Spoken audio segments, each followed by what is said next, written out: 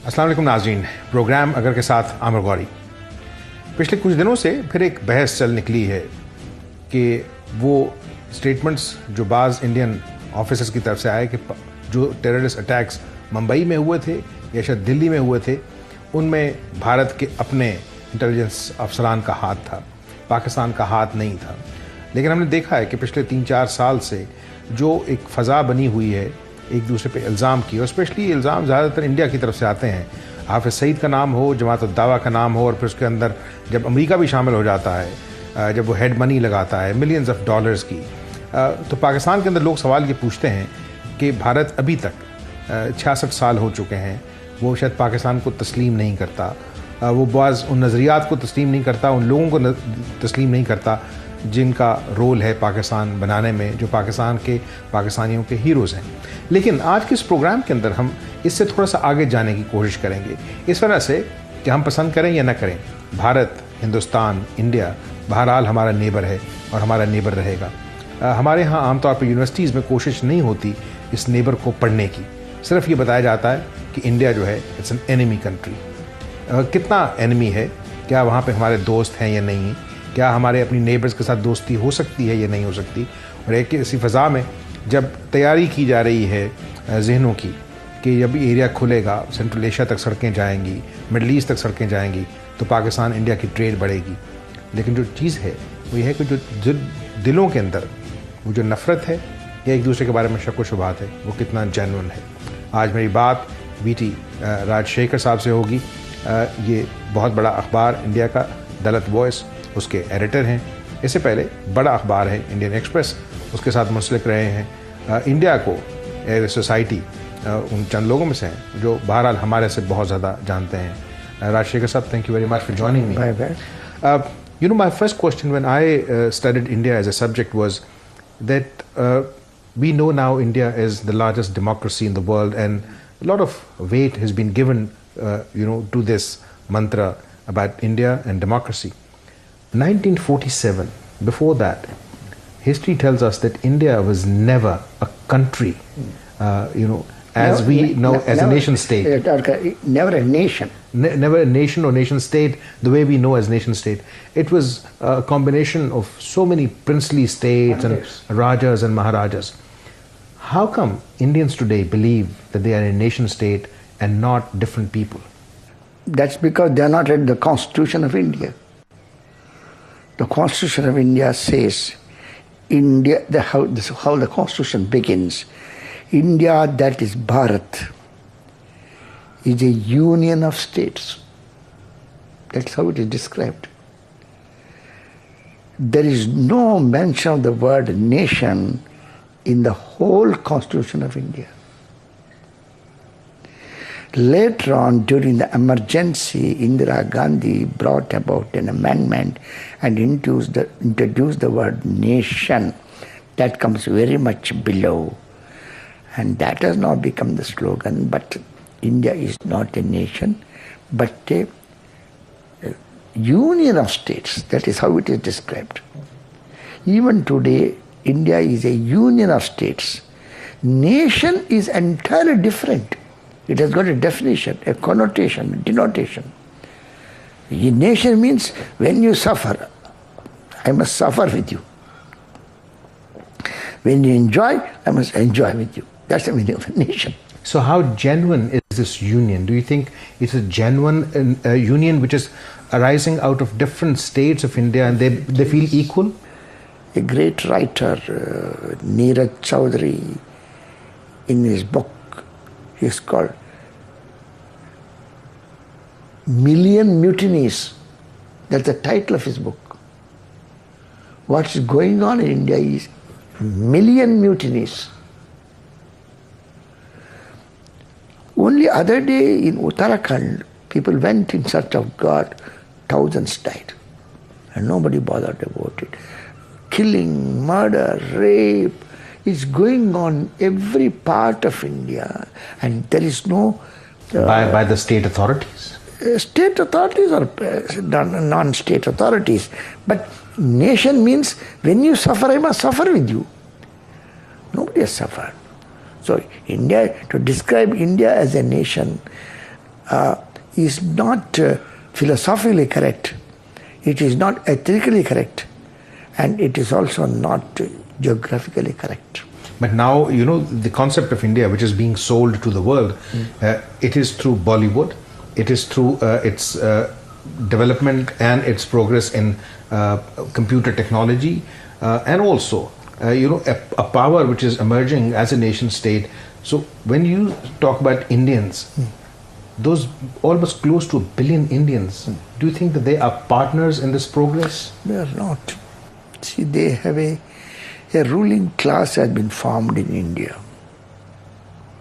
That ruling class comprises the upper caste. There's a caste system in India. The Brahmins. Brahmins, the Banyas, and the other landed gentry. That the ruling class. They form 15% of the Indian population. And that is slowly expanding. It is not more than 15 to 20%. Rest of the population live as, for example, I take about my own community, the untouchables of India. They continue to be untouchables. Tribals continue to be tribals. About 4 months back, I had been to the northeast of India. Northeast of India is completely separated from India. Bangladesh comes in between. It's under permanent military rule. In Assam? Not Assam. Meghalaya, Manipur, Arunachal Pradesh,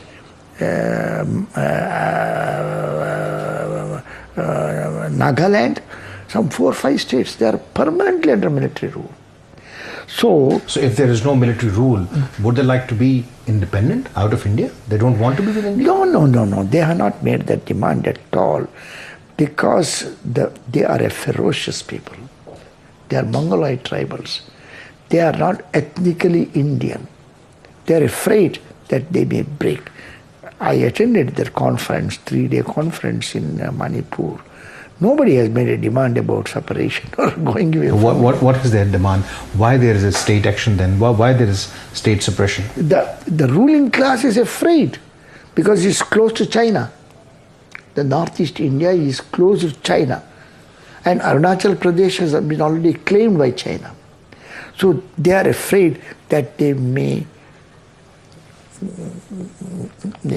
do something closer relationship with China. That's only the ruling class is afraid of it. That's all, nothing else. And so the fear, what you're saying, the fear is that they might support or side with the Chinese rather than the Indians. They're already physically separated.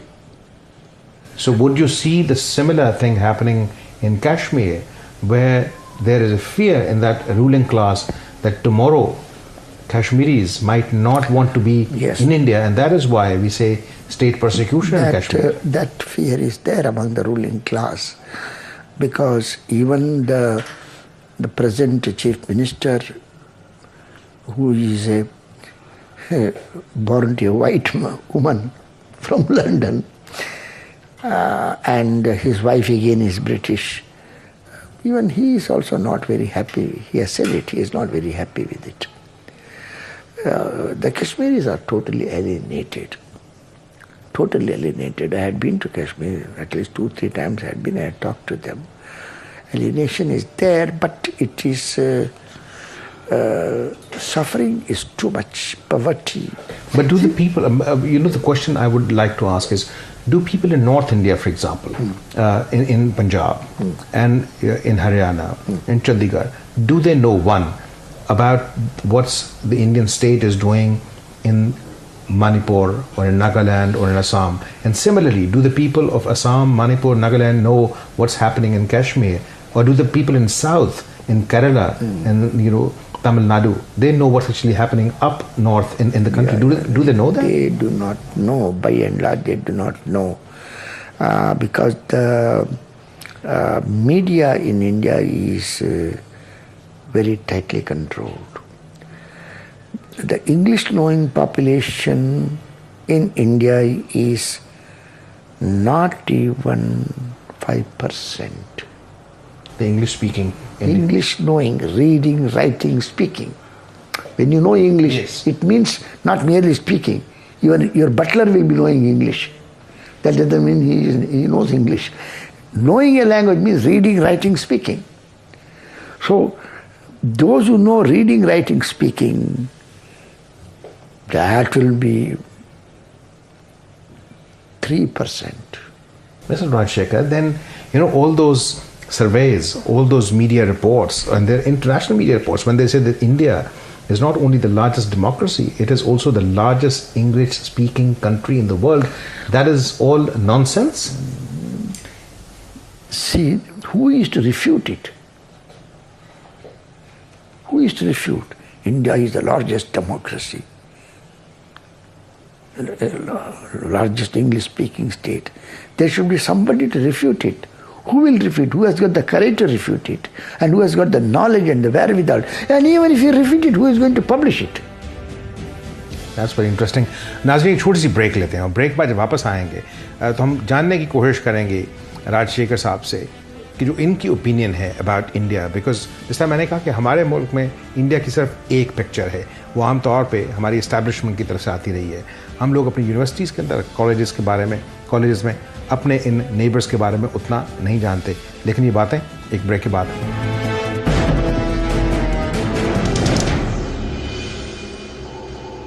नाज़रीन, programme के दूसरे हिस्से के अंदर आपको दोबारा खुशामदीद कहते हैं.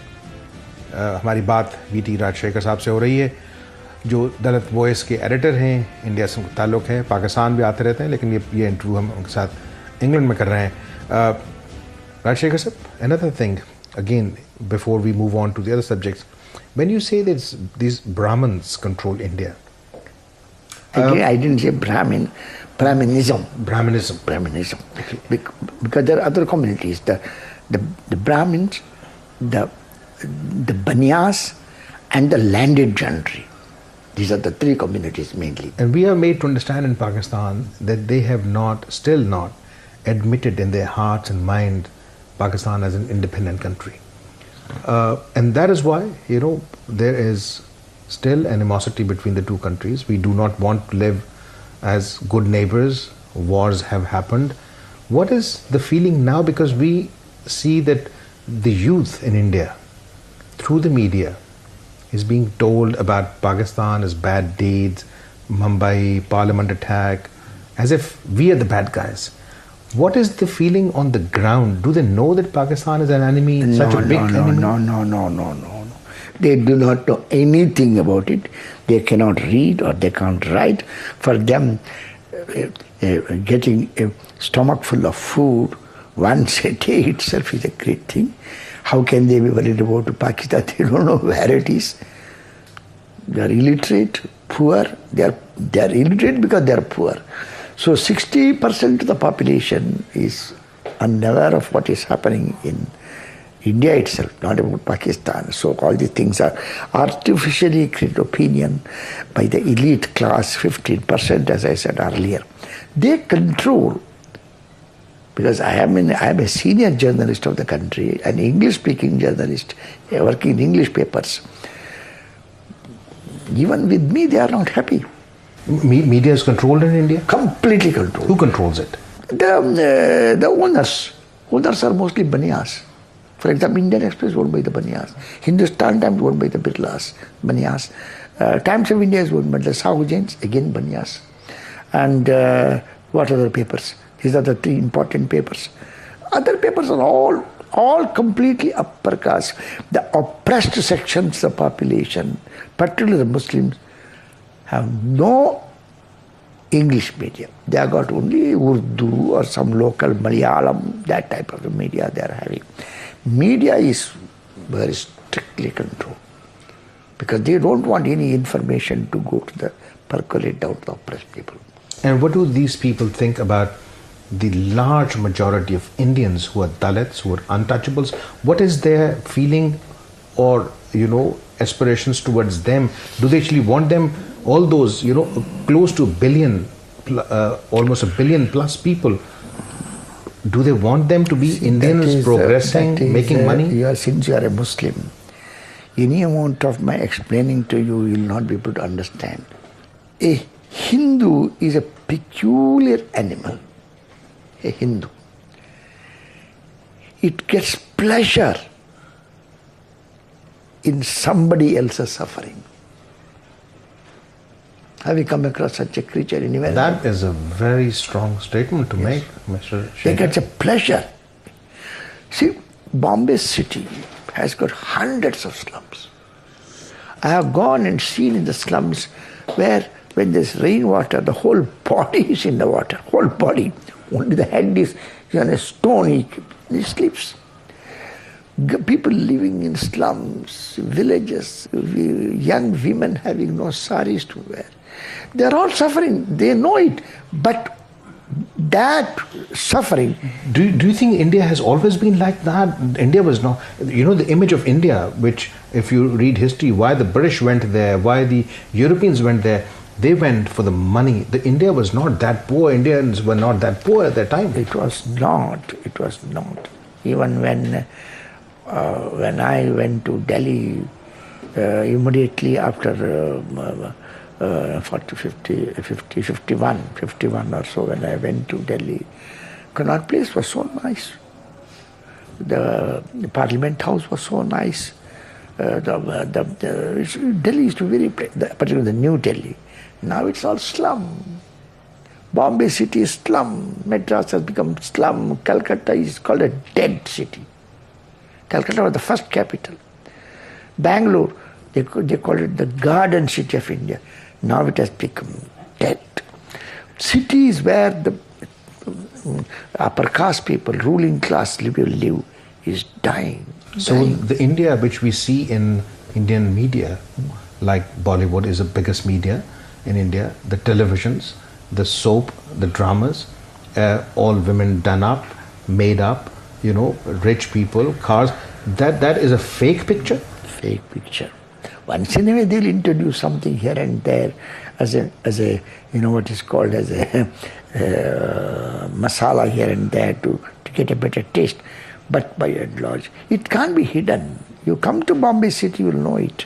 Whole Bombay, Flora Fountain, have you got any idea of Bombay? There's a place called Flora Fountain. It used to be such a, I was when I was in Indian Express, Bombay. Now it is dirty. The Marine Drive has become dirty. The Malabar Hill, the abode of the richest of the people, has become dirty. So it's collapsing, But they are not worried about it because they have got one foot in London, another foot in America.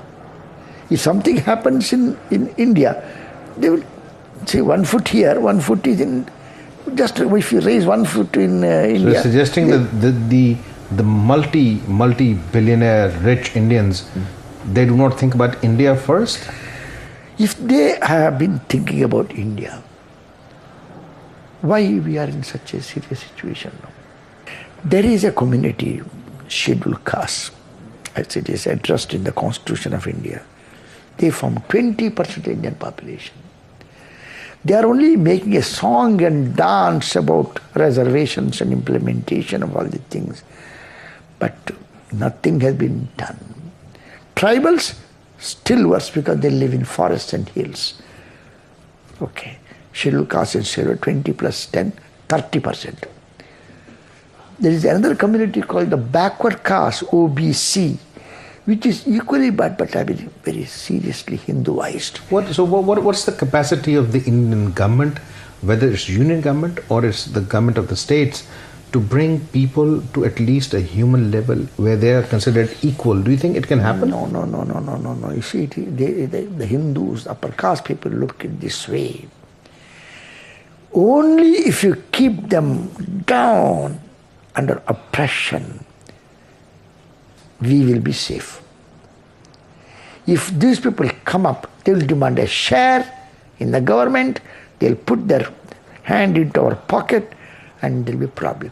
Keep them as hungry dogs, throw them some meat here and there. This is the typical mentality. Dr. Ambedkar has written about it. Allama Iqbal has written about it. Jinnah has said about it. All great thinkers and scholars have said about it. I am not the first person to say. But Gandhi actually wanted, in India where everybody would live as an independent, equal Indian. Yes. That's why they selected him as Mahatma, elevated him What did Dr. Ambedkar has, we call him the father of India. He has passed the most caustic comments against Gandhi. Gandhi has you are getting a distorted picture about Gandhi. Another picture about which I want to talk is that as long as the Nehrus and the Gandhis were ruling India, we used to hear that because they were educated abroad, Nehru studied here, Gandhi studied here, Indira studied in Switzerland. So once that generation is gone, India has gone to the Indians. And now the way you're saying is that they are only thinking about themselves and not the billion plus Indians. There is no chance of a revolution in India. Why? Revolution is possible when there is people participate in revolution. Here, you belong to one caste, I belong to another caste, he belongs to another caste, he belongs to another caste. So there will be no unity. There is no unity. There is no unity in the country. But they participate in the elections, they participate in the democratic process. Only election. But even in the election, a big landlord or a big businessman, he will prevent the votes from putting, and he will, purchase the votes or something will do. That is going on in the villages even now. It's going on. So parliamentary democracy has not been successful, but they've been managing through the media and their Brahminical temples. What do you think about this gentleman who is now coming up, and there is talk that he might now become the leader of the BJP? Rahul Gandhi. No, the BJP. Oh, that man. Narendra Modi. Narendra Modi. And what has happened in Gujarat with Muslims? Yes. How do you see him? He belongs to a backward caste. Oil crushing fellow. I don't know what you call Teli. He's a Teli. But he's an RSS volunteer from the very beginning. And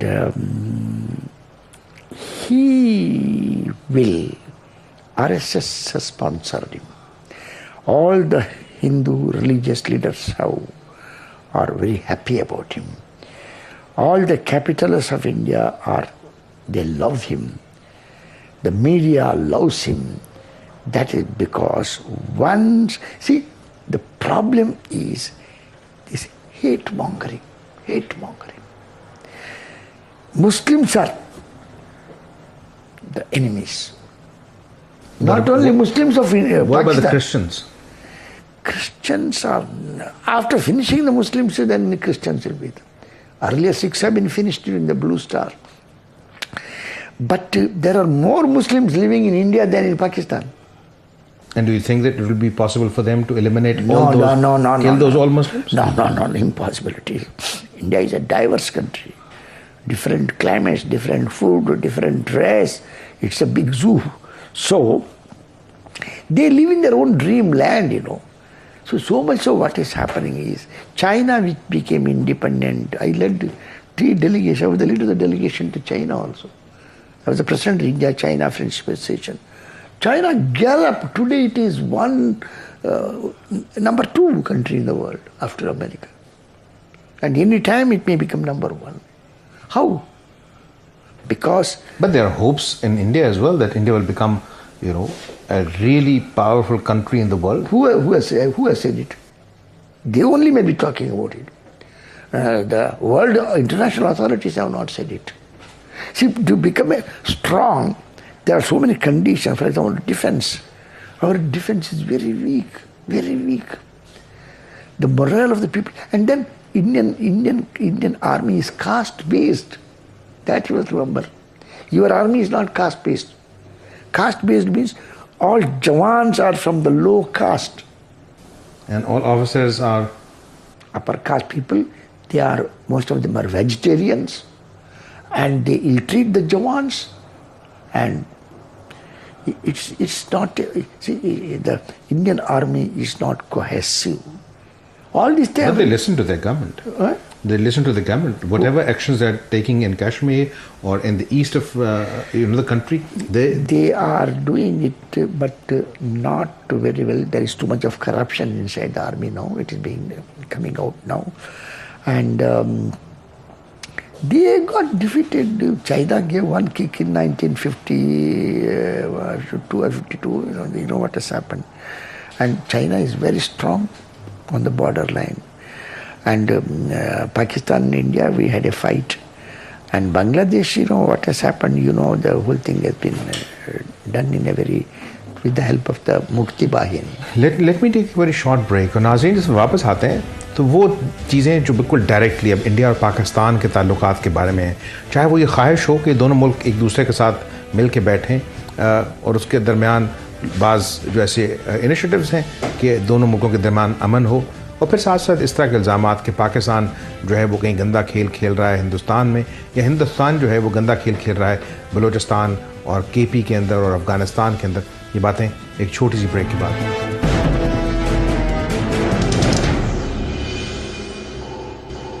ناظرین، programme کے آخری حصے میں آپ کو دوبارہ خوش آمدید کہتے ہیں. راج شیکھر صاحب, what we are discussing, in the last part, I actually specifically want to discuss about certain maybe facts, half truths, and some efforts. We know that there are groups within India, whether they are media groups in Pakistan, and also governments who are trying to talk about peace, about aman. Do you think that these things should not be done? See, there are, as I said earlier, there are more Muslims in India than in Pakistan. And with Muslims, we have got very, very close relationship. Very rarely we get these anti-Muslim riots here and there. But I am not able to understand these people sponsoring this, what is called friendship with Pakistan, in the guise of the Aman Ki Asha and all the things. I had said it in Pakistan when I was there. The Aman Ki Asha is a sponsored program by the Indian ruling class. How can you say that? Sponsored means they are providing the money? Everything they have provided, they are going down.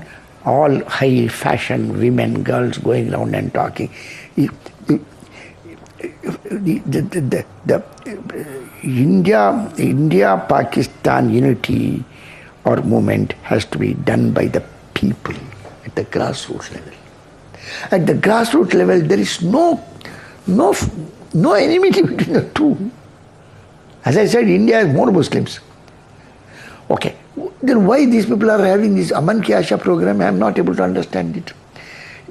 We are having, there are dargahs, there are Muslims, everything is going on. There is no problem at all in India. But if we just leave just that one Aman Ki Asha program, because it basically translates into a desire for peace. So if, for example, you're bringing your delegations into Pakistan, Pakistani delegations by different groups go to India, and try that both these countries should start talking to each other.